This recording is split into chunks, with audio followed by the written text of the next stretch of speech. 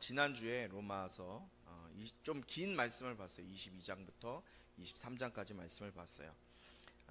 바울이 이제 사내들인 공회에 잡혀가게 되죠. 그 사내들인 공회에서 재판을 받게 됩니다. 그런데 재판이 제대로 이루어지지 않죠. 로마군의 천부장이었던 오늘 말씀에 이름이 나와요. 글라우디오 루시아라는 천부장이 유대인들에 대한 유대인들이 바울에 대해서 폭동을 일으키고 반항하고 난동을 일으키는 이 진상을 조사하게 하기 위해서 천부장이 백부장에게 로마를 병영 안으로 끌고 들어가서 채찍질하라고 하죠. 그런데 바울이 어떻게 로마 시민에게 판결도 없이 그냥 채찍질을 합니까? 이거 큰 죄 아닙니까? 라고 물어요. 그리고 천부장이 이 바울이 로마 시민이라는 것을 알고 난 후에 두려워하죠. 자기가 이 로마 시민을 건드렸다가 어떤 봉변을 당할까봐 아주 두려워합니다. 그리고 천부장은 사내들인 공회를 소집을 해서 이제 바울의 재판을 받게 해요. 바울이 그 앞에 나와서 70인의 사내들인 공회 앞에서 어떻게 행동해요? 그 공회원들의 눈을 똑바로 쳐다보면서 나는 지금까지, 형제들이여, 나는 지금까지 선하게 살았습니다. 하나님이 기뻐하시는 일만 하고 살았습니다. 하나님의 뜻에 합당한 삶을 살았습니다. 라고 이야기합니다. 그러니까 대제사장이었던 아나니아가 뭐라 그래요? 저 바울의 입을 쳐라! 막 아주 강하게 얘기해요. 저 입을 쳐라! 바울이 그 대제사장이었던 걸 몰랐어요. 모르고 내가 대제사장이었음을 몰랐습니다. 그러면서 대제사장의 권위도 인정하게 되죠. 바울이 그 안에, 공회 안에 바리새파 사람들과 사두개파 사람들 두 패로 나눠져 있음을 이제 알고 나서 어떻게 합니까? 나는 바리새인입니다. 지금 내가 여기서 재판받고 있는 것은 부활에 대해서, 나는 부활이 있다고 주장한 것 때문에 재판받고 있습니다. 라고 지혜롭게 얘기해요.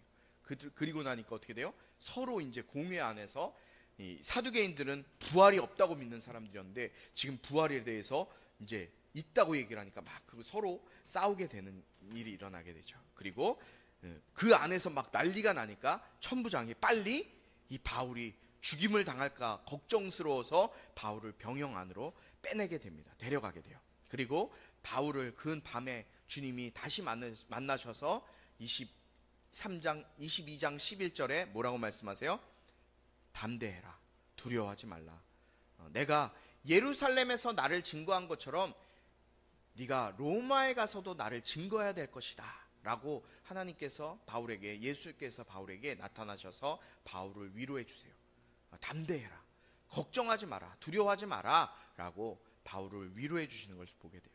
사랑하는 성도 여러분, 주님이 주신 사명이 있는 사람은 결코 망하지 않아요. 결코 망하지 않아요. 여러분 가운데도 하나님이 각자에게 주신 사명이 있을 거예요. 그 사명이 있는 한 여러분들은 망하지 않음을 반드시 기억하시기 바랍니다. 주님이 지키세요. 담대하십시오. 할렐루야. 사도행전 13장 이후부터 계속해서 이어지는 바울의 사역의 말씀이 지금까지 이어지고 있어요. 마지막 장까지 바울의 사역은 계속 이루어져요. 이 13장부터 지속되어지는 바울의 사역을 통해서 유대 땅과 또 소아시아 지역, 지금의 튀르키예 땅이죠. 그 소아시아 지역에 어떻게 복음이 전해졌고 어떻게 복음이 흥왕했는지, 아주 하나님을 믿는 사람들이 얼마나 많이 일어나게 됐는지, 복음이 얼마나 많이 퍼지게 되었는지가 기록되어져 있는 것을 보게 돼요. 이 바울은 어떤 사람이었어요? 주님을 믿는 사람들을 핍박하는 잘못된 믿음을 가지고, 잘못된 신앙을 가지고 있었던 사람이었어요. 그런데 그런 사람이었던 사울, 잘못된 신앙 가지고 열심을 가지고 살아가고 있던 이 사울을 하나님께서 만나주셨고, 주님께서 만나주시고 난 다음에 이 청년, 이 사울이라는 청년은 어떠한 변화된 삶을 살게 되었는지가 13장 이후부터는 너무너무 명확하게 기록되어져 있어요. 우리에게 보여주고 있는 거예요.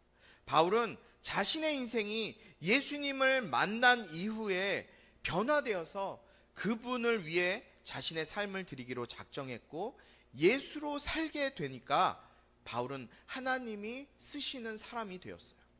그 전까지는 하나님이 쓰시는 사람이 아니었던 거죠. 열심은 있었어요. 신앙생활을 열심히 하고 교회도 열심히 다니고 누구보다도 열심으로 신앙생활하고 하나님을 믿었던 사람이었어요. 그러나 하나님이 쓰시는 사람이 아니었다는 거예요. 여러분 잘 기억하세요. 교회 열심히 나오는 것 중요합니다. 그러나 그것보다 더 중요한 건 하나님이 쓰시는 사람이 내가 되어야 되고 여러분이 되어야 된다는 사실이에요. 그러기 위해서 가장 먼저 필요한 건 뭐예요? 하나님을 만나는 거예요. 여러분의 인생 가운데 예수님이 내 주인이 되어 주셔야 되는 거예요. 그 주님을 만날 수 있게 되길 주님의 이름으로 축복합니다. 여러분 우리 역시도 저 역시도 예수님을 만나면, 인격적으로 주님을 만나면 인생이 변화돼요. 여러분 인생이 변화되면 바울처럼 생각지 못할 일들을 감당하며 살아가는 인생이 되는 거예요. 저는 그 큰 예로, 여러분 가장 쉬운 예로 저를 좀 소개하고 싶어요.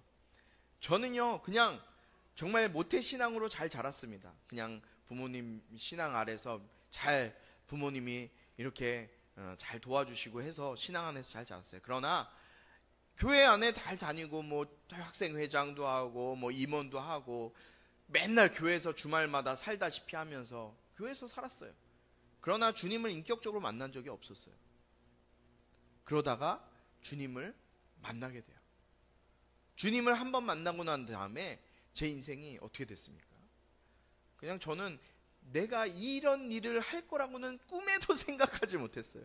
이 자리에 이렇게 서 있고 교회를 개척하고 담임 목사가 될 것이라는 것은 저는 꿈에도 생각해 보지 못한 일이에요. 비록 부족하고 연약하고 아직도 나약한 저지만 그럼에도 불구하고 내가 예수님 만나서 누구에게든 예수님 믿어야 됩니다. 예수님 믿어야 당신 살 수 있습니다. 라고 예수를 전하고 복음을 전할 수 있는 그 사명을 감당하게 되었다는 거예요. 여러분 예수님 만나면 여러분 인생 변화될 수 있어요.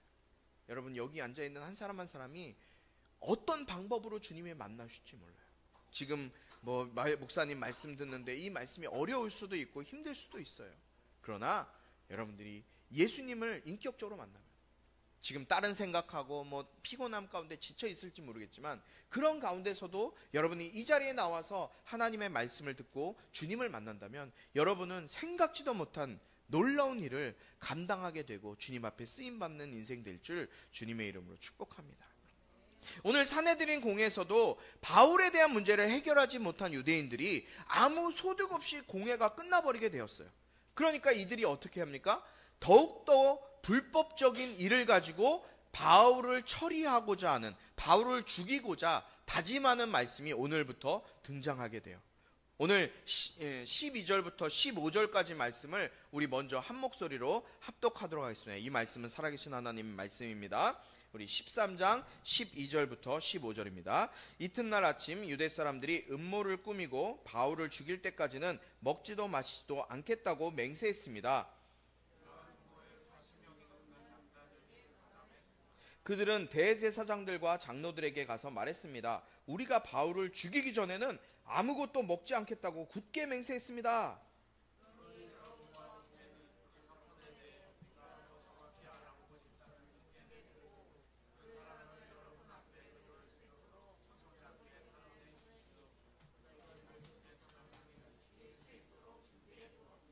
아멘. 여러분 내가 속한 그룹, 여러분이 속한 그룹, 학교면 학교, 반이면 반, 여러분이 있는 그 공동체 안에서 혹시 그런 경험 해보셨어요? 유독 나만 힘들게 하는 사람이 있는 거예요. 다른 사람들이랑 관계 좋은데 나만 힘들게 해요. 나만. 있죠? 한 번 쓰면 다 있을 거예요. 내가 속한 그룹에서 한 사람이 나에 대해서 계속 불만을 갖고 나랑 관계가 별로 좋지 않아요. 나를 비난하기도 하고 비방하기도 하고 내가 하는 일에 대해서 방해할 때 여러분 마음이 어때요? 기뻐요? 어때요? 슬프고 열받고 막 속에서 막 천불이 올라오고 저거 그냥 확 잡아서 그냥 궁둥이를 쭉 잡니까 막 다양한 마음에서 막 올라오는 화가 막 있잖아요. 한 사람만 나에게 내가 의견 낸 거에 막 반대하고 내가 말만 하면 막 뭐라고 하고, 문제가 이거 가만두고 싶지 않은 거예요. 그런데요, 오늘 본문에 보니까 바울을 죽이기 위해서 식음을 전폐하고 몇 명이 달려들어요? 40명이 달려들어요. 바울을 죽이기 위해서. 어떻게 해요? 이 사람들은 어떻게 다짐했대요? 내가 바울을 죽이기 위해서 내가 물 한 모금도 먹지 않겠다. 밥은 고사하고 내가 물도 안 먹겠다. 커피 한 잔도 안 마시겠다. 작정을 한 거예요. 이 바울의 마음이 어땠을까요? 이 사실을 알고 나서. 이들의 목적이 뭐예요? 이들의 유일한 목적은 뭐예요? 40명이나 되는 사람들의 목적은 바울을 죽이는 거예요. 바울을 죽이는 거예요. 오직 이들의 데스티니는 바울을 죽이는 거예요. 자기가 속한 그룹에서 한 사람이 나를 미워하고 반대해도 속상하고 화가 나고 막 마음이 불편할, 그 불편함 정도가 이만저만이 아닐 텐데, 지금 바울은 40명이나 되는 사람들이 자기를 죽이기 위해서 이를 갈고 목숨을 걸고 달려들고 있는 상황이라고요. 그런데 이들에게, 이 사람들이 40명이 되는 사람들이 누구에게 찾아가느냐? 누구에게 찾아가요? 대제사장에게 찾아가요. 대제사장에게 자기들이 이런 작정을 하고 지금 나아갑니다 라고 고백하는 거예요. 계획을 지금 공회에다 아주 공식적으로 확인을 받는 거예요. 자, 우리가 지금 바울을 죽여버릴 건데요, 바울을 죽이지 않으면 물도 마시지 않고 밥도 먹지 않을 거예요. 우리 40명이 그렇게 결의했습니다. 그리고 목숨 걸고 바울을 죽이겠습니다 라고 계획을 이 대제사장과 공회에다가 공식적으로, 아주 공식적으로 얘기하는 거예요. 마치 옛날에 바울이 예수님 믿는 사람들을 잡으러 가기 위해서 대제사장한테 허가서 받아서 간 것과 똑같아요. 그런데 이들은 더 했어요. 목숨을 걸어버렸어요. 바울을 죽이는데. 그래서 이들이 선택한 방법은 뭐예요? 불법적인 방법으로 바울을 죽일 음모와 계략을 꾸미는 거예요. 이 사건에 대해서 공회가 더 자세히 알기 위해서 바울을 지금 바울을 이 죄인으로 세워서 지금 법정으로 데리고 나와야 되는데 데리고 나올 수 없는 상황이 된 거예요. 그러니까 이 사건에 대해서 더 정확하게 조사하기 위해서 법정으로 지금 공회로 바울을 데려와야 됩니다 라면서 대제사장에게 그 서류를 써달라고 하는 거예요. 왜냐하면 지금 바울이 어디 있어요? 로마의 병영, 로마의 군대 안에 있는 감옥 안에 있기 때문에 유대인들이 글로 들어갈 수가 없는 거예요. 그러니까 바울을 죽일 수 있는 유일한 방법은 지금 바울을 끌고 나와야 되는 거예요, 밖으로. 그러니까 바울을 끌고 나오게 하기 위해서 불법적으로 거짓말로 공회가 바울에게 지금 재판에서 이거 정확하게 판결 내려야 되기 때문에 바울을 빨리 밖으로 데려 나올 수 있도록 이 내용을 써주십시오. 거짓으로 계략을 꾸민 거예요. 그리고 바울이 밖으로 나오면 이 40명이나 되는 사람들이 가슴에 칼을 품고 있다가 빼서 어떻게 해요? 바울을 속한 말로 뭐 어떻게 해요? 담근다 그러잖아요. 나만 쓰레기야? 바울을 죽이려고 하는 거예요. 여러분, 세상에는 이처럼 너무너무 불법으로 서로를 죽이려고 하는 모습들이 얼마나 많이 있어요. 너무 많이 있지 않아요? 지금 이 바울을 죽이려고 하는 사람들은 자신들이 얼마나 신앙적으로 열심을 가지고 있었는지, 자신들의 신앙의 열심을 아주 대놓고 자랑하는 사람들이었어요. 아주 유명한 바리새인들이었어요. 마치 회심하기 전 바울이 신앙생활했던 그런 모습과 같은 잘못된 열심을 가지고 신앙생활하고 있던 사람들이 바로 이 사람들이었어요. 그런데 이 사람들은 세상의 방법을 가지고 살았던 사람이에요. 지금도 여러분, 우리가 살아가는 세상 속에서 세상의 방법과 세상의 법칙을 가지고 살아가는 사람들이 대다수예요. 거의 전 인구의 90%가 더 될지도 몰라요. 그 사람들은 교회를 다니고 있으나, 신앙생활을 하고 있으나 세상적인 방법과 세상적인 법칙을 가지고 살아가요. 왜 그럴까요? 세상은요, 내가 주인이 되어 살아가라 그래요. 이게 어디서부터 나오느냐? 포스트 모더니즘 시대에 나오는 가치관이에요. 내가 주인돼. 네가 주인공이야. 네가 주인이 돼야 돼. 네가 네 인생의 주인이 되어야지만 너는 성공할 수 있어. 이게 바로 포스트 모더니즘의 대표적인 사상이에요. 우리가 지금 살아가고 있는 시대가 이 포스트 모더니즘 시대이기 때문에 우리는 다 세상 가운데 세상의 가치관, 네가 주인, 네가 주체가 되어 살아가야 돼, 네가 네 인생을 이끌어가야 돼 라는 생각으로 살아가는 거예요. 그렇기 때문에 내가 높아지고 내가 더 좋은 자리, 높은 자리에 올라가기 위해서 어떻게 해요? 상대방을 죽여야 되고 상대방을 깎아내려야 되고 내가 그 상대방보다 더 높은 자리에 올라가야 되는 것이 세상의 방법과 세상의 법칙, 세상의 가치관이에요. 여러분, 우리가 살아가고 있는 이 세상, 그 가치관 속에서, 그 방법 속에서 살아가고 있지 않아요? 심지어는 나의 죄를 감추기 위해서 내 죄를 다른 사람에게 덮어 씌우기 위해 수단과 방법을 가리지 않잖아요. 정치계도 그렇고 또 사회에서도 그렇고 어떤 부분에서든 다 이런 일들이 너무너무 비일비재하게 일어나고 있어요. 드라마나 영화, 이 내용 가운데 이런 내용이 빠진 것들이 있나 한번 찾아보세요. 거의 없어요. 여러분, 우리 시대에 가장 많이 이런 모습이 나타나는 게 어딘지 아세요? 요즘에 들어서 특히 많이 나타나요. 뭘까요? 블랙박스. 블랙박스. 당해보신 사람은 없어요? 당해보면 아주 속이 뒤집어져요. 아니, 누가 찍었는지, 나는 뭐 사람이 없어서, 물론 잘못한 거는 잘못한 거지만, 그것을 몰래 블랙박스로 찍어서, CCTV로 찍어서, 이렇게, 제보해갖고, 뭐라 그래요, 그런 거. 안전신문고에 신고하고, 신고 포상금을 노리고, 숨어갖고, CCTV, 자기 핸드폰 카메라로 막 찍어서 올리고. 이거 뭐 같아요? 저는 이거 보면서 북한의 신고제도랑 비슷하게 생각되더라고요. 감시, 북한이 서로를 감시하는 그 감시제도. 인민반장을 통해서 각 집을 돌아다니면서 비밀 정보를 캐내고 감시하고 이렇게 감시하는 모습이 너무너무 동일하다고 생각해요. 그럼 누가 적이고 누가 아군인지 모르고 서로가 서로를 공격하는 경우가 너무나 많이 있어요. 교회 안에도 얼마나 그런 게 많아요.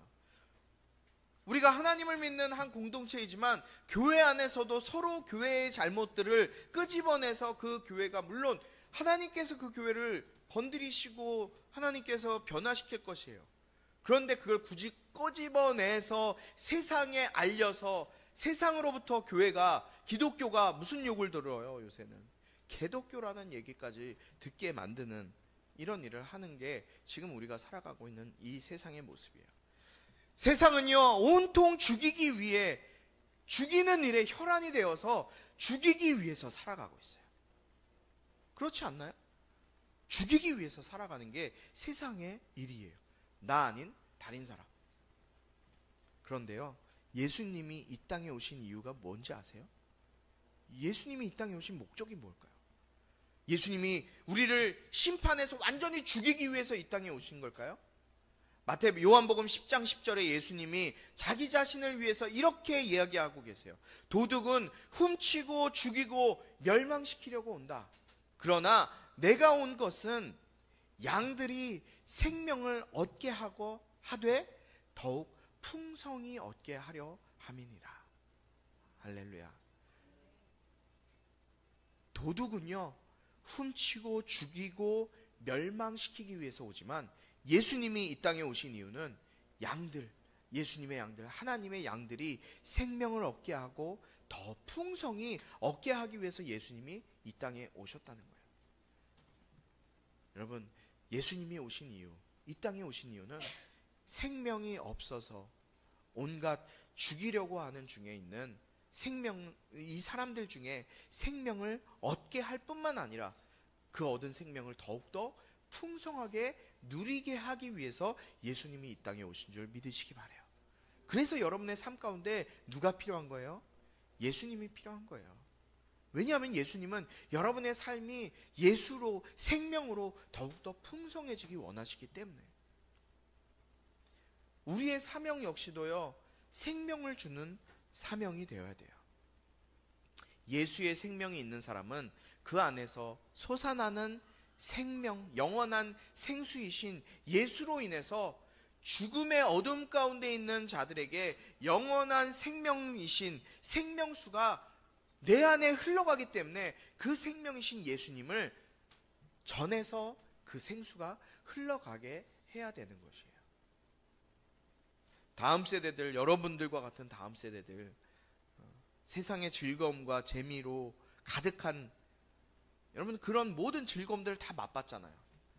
교회에서 주지 못하는 육체적인 여러분들의 감각을 자극하는 그런 즐거움들과 재미들을 여러분들이 너무 많이 경험하잖아요. 그러니까 세상에서 즐길 자유와 즐거움들 때문에 하나님 앞에 나오는 것이 힘들어지는 이런 일들이 여러분 우리의 삶 가운데 있는 거 아니에요?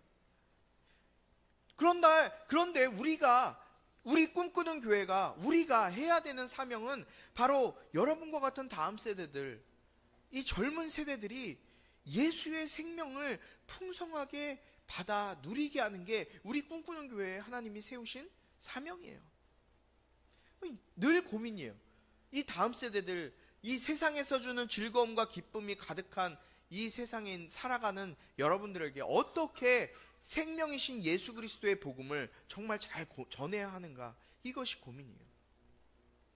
이 마지막 때에 우리가 이 시대의 젊은 세대들에게 줄 수 있는 것, 아무리 생각해도 이 세대에서 주는 즐거움과 기쁨과 어떤 과학적인 그런 테크닉, 이런 것들은 우리 꿈꾸는 교회에서 줄 수는 없을 것 같아요. 그럼 우리가 뭘 해야 될까요? 뭘 해야 될까요?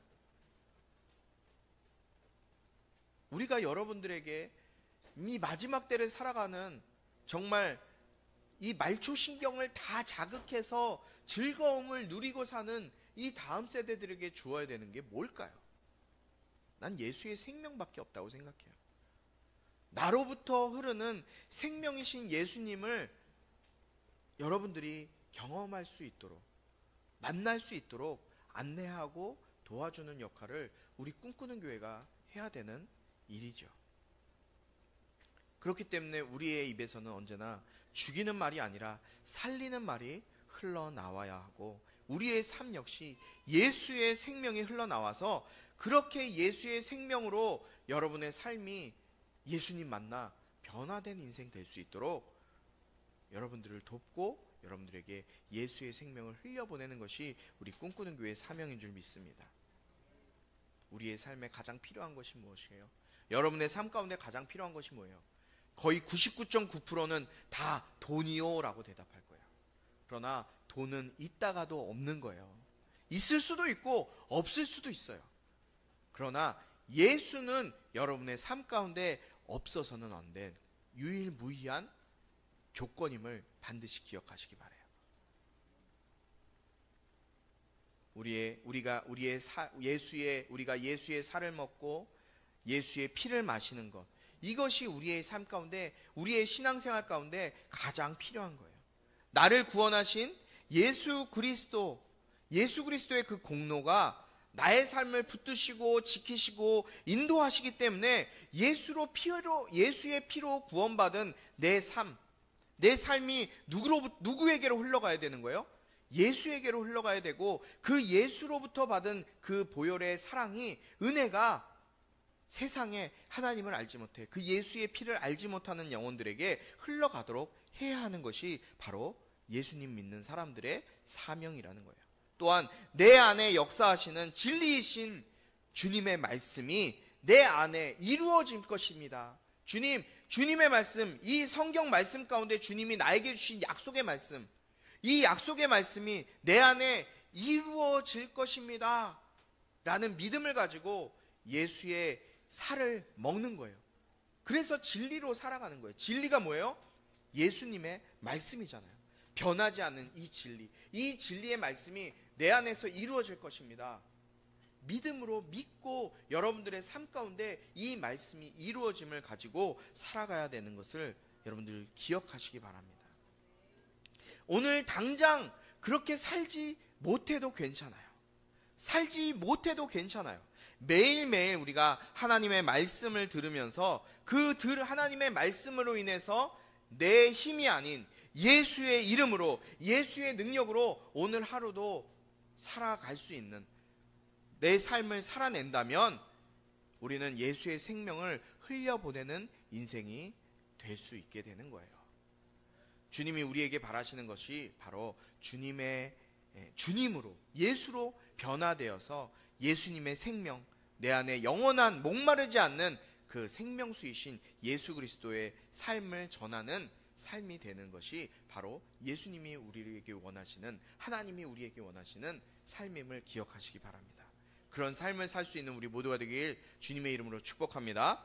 우리 16절부터 22절까지 우리 교독하도록 하겠습니다. 제가 먼저 읽습니다. 그런데 바울의 조카가 이 음모에 대해 듣고 병영으로 들어가서 바울에게 말해 주었습니다. 17절입니다.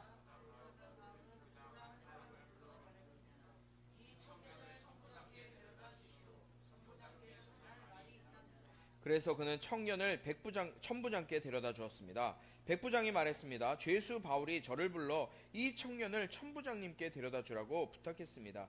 이 사람이 천부장님께 전할 말이 있답니다.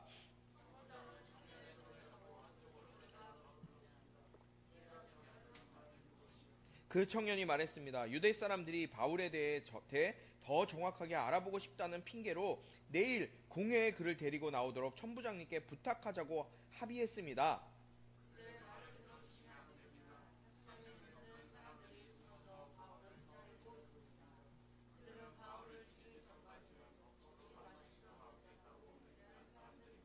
천부장은 청년을 보내면서 내게 이렇게 보고했다고 아무에게도 말하지 마라 하고 당부했습니다. 아멘. 바울의 조카가 처음이자 마지막으로 등장해요. 바울의 조카가 지금 이 40명이 바울을 목숨 걸고 죽이겠다고 다짐했던 그 계략, 음모를 바울에게 찾아가서 이야기를 합니다. 감옥 안에 있는 바울에게 이야기해요. 그러니까 바울이 자기가 천부장에게 이야기할 수 있는데 왜 말이 전달되면 잘못 전달될 수 있잖아요. 그러니까 바울이 이 백부장을 시켜서 이 청년을 천부장에게 가서 직접 얘기하라. 이 조카가 천부장에게 직접 얘기해라 라면서 그들을 서로 만날 수 있게 해줘요. 그런데 이 청년이 바울 때문에 그랬는지 어떻게 그랬는지 천부장을 만나요. 그리고 천부장이 어떻게 데려가요? 이 청년을 손을 잡아 끌고 조용한 데로 데려가요. 근데 여러분 제가 말씀드렸다시피 이 천부장은 로마의 군대의 장교예요. 굉장히 높은 지위를 갖고 있는 사람이에요. 이 청년이 어떤 사람인지는 모르겠지만 이 청년의 손을 잡고 끌어서 이 말을 듣는다는 얘기는 어떠한 굉장한 그 공감대가 형성되어 있고 친밀감이 있어야 된단 말이죠.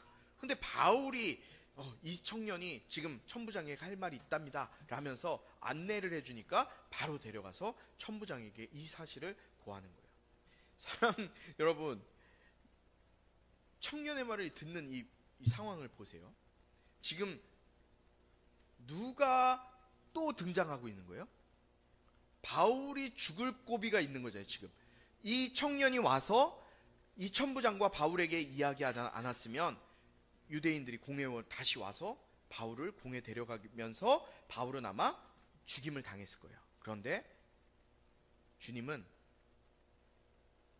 이 땅에 생명을 주시기 위해서 오셨다 그랬잖아요.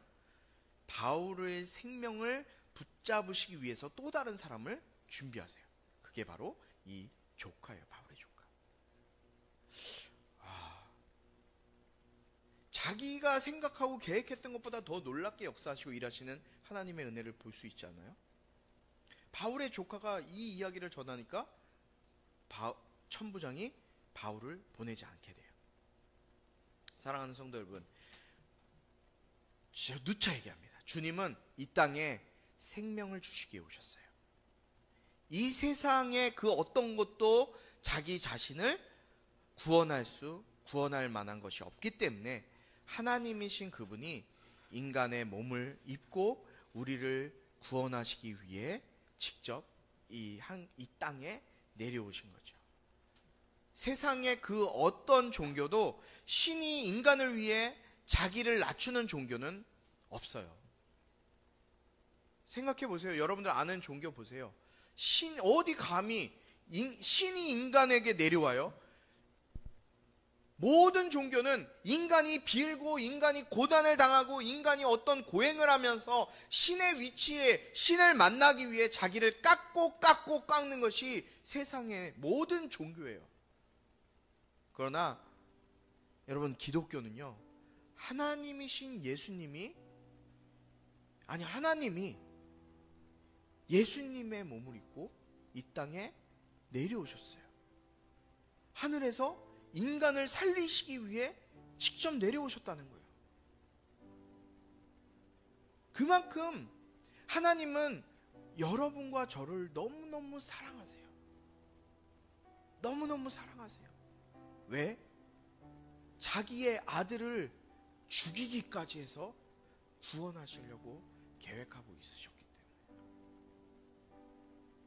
여러분, 누가 자기가 낳은 자식을 다른 사람을 살리기 위해서 죽이는 부모가 어디 있어요? 없어요. 아무도 없어요. 그만큼 하나님이 우리를 사랑하신 거예요. 나를 사랑하셔서 하나밖에 없는 아들이신 예수님을 죽이시기까지 우리를 사랑하셨어요. 그 사랑으로 우리에게 영원한 생명을 주시길 원하셨고, 그 생명을 우리에게 기꺼이 주신 거예요. 그 생명을 받은 우리의 사명, 우리 교회의 사명이 무엇이에요? 예수님과 같이 하는 거예요. 생명을 나눠주는 거예요. 예수님과 같이 죽이는 인생이 아니라 살리는 인생이 되어야 된다는 거예요.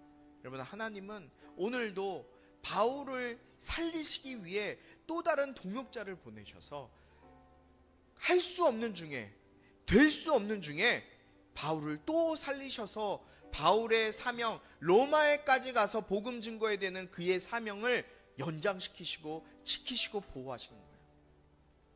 바울이 로마 이후의 삶은 어떻게 됐을까요?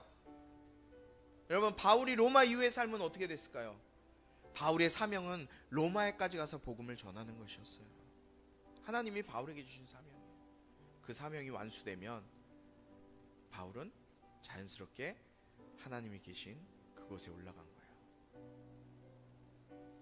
여러분, 나에게 생명을 주셨기 때문에, 우리가 영원히 목마르지 않는 생명을 나에게 주셨기 때문에 우리가 감사하며 주님 앞에 감사하면서 주님 앞에 나올 뿐 아니라 나의 삶을 주님께 감사함으로 드릴 수 있어야 돼요. 나의 물질과 나의 시간도 주님 앞에 감사함으로 드리는 거예요. 여러분, 헌금 왜 합니까? 11조 왜 해요? 내 시간을 왜 드려야 돼요? 라고 이야기할 수 있죠. 그런데 예수님은요, 여러분을 살리기 위해서 그의 아들의 생명을 우리를 위해 주셨어요. 그거 하나만으로도, 그 하나의 사실만으로도 여러분, 우리는 감사할 수밖에 없어요. 주님 앞에 드릴 수밖에 없어요. 내 거 여기서 죽고 이거 놓치면 죽을 것 같아. 우리가 살아가는 이 땅에서 내가 이거 놓치면 죽을 것 같아 라고 생각하는 그 모든 것, 여러분, 이 땅에서 끊어지면 다 끝나나요? 아무것도 가져갈 수 있는 게 없어요. 죽고 난 이후에 우리는 빈손으로 가게 돼요. 그렇게 가게 될 때 어디로 가시겠습니까? 주님께 가시겠습니까? 아니면 영원히 끝나지 않는 고통이 있는 지옥에 떨어지시겠습니까?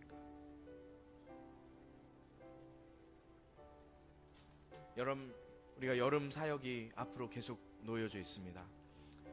일본 단기 선교가 7월 달에 있고요. 청소년부 수련회가 8월 2, 3, 금, 토 1박 2일 동안 또 대전 청소년 수련관에서 있게 되고요. 아동부 수련회는 8월 8일부터 11일까지 주일까지, 목요일부터 주일까지 진행되게 됩니다. 이 모든 사역 가운데 우리가 해야 되는 것은 뭘까요? 우리가 해야 되는 건 살리는 거예요. 뭘 살려요? 영혼 살리는 거예요. 이곳에 나올 수 있도록, 이곳에 나온 영혼들에게 예수의 생명 증거하고, 그 예수의 생명을 통해서 영원한 지옥이 아닌 영원한 생명이신 그 예수께로 인도할 수 있는 저와 여러분이 될 줄 믿습니다. 우리가 영혼을 살려야 되고 생명을 살리는 그 길에 우리의 모든 것을 걸 수 있게 되길 축복합니다. 예수의 피와 살을 통해서 나를 살리신 생명으로 살리는 우리 모두가 되길 축복합니다. 예수 그리스도의 은혜와 하나님 아버지의 극진하신 사랑과 성령의 감화, 감동, 치유, 회복, 세워주심의 은혜가 죽이는 인생이 아니라 생명 살리고 영혼 살리는데 우리의 모든 것을 초점 맞추고 달려나갈 수 있는 우리가 되게 하시고, 그것에 또 마음을 쏟고 함께 다짐하는 모든 심령 가운데 지금부터 영원토록 함께 하기를 축원하옵나이다. 아멘.